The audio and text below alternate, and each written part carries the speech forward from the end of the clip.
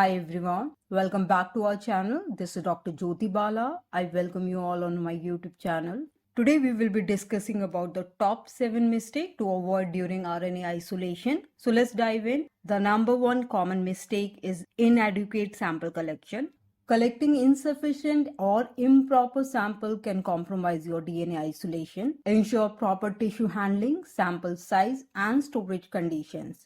The next one in the list is contamination. Contamination can be a real challenge in the RNA experiments and RNA laboratory. Maintain a sterile environment, use separate equipment for each sample, employ RNase-free reagent, and the baked glasswares. The next one is inadequate lysis. Incomplete lysis lead to the low RNA yield. Use a suitable lysis buffer, optimize lysis time, and gently homogenize your sample for efficient cell disruption.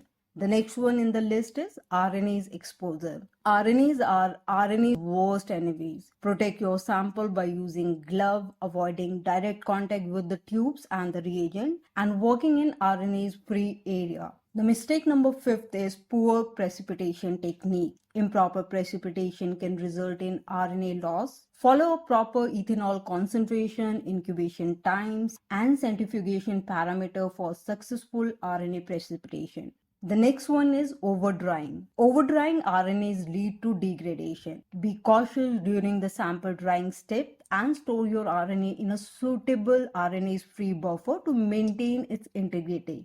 And the last one is neglecting the quality control. Don't overlook the quality control. Assess the RNA concentration, purity, and integrity using spectrophotometry or nanodrop or either gel electrophoresis to ensure reliable downstream analysis. And there you have it, the top 5 common mistakes to avoid during RNA isolation. Remember, precision and attention to details are the key here. If you found this video helpful, don't forget to like and subscribe and hit that notification bell. See you next time.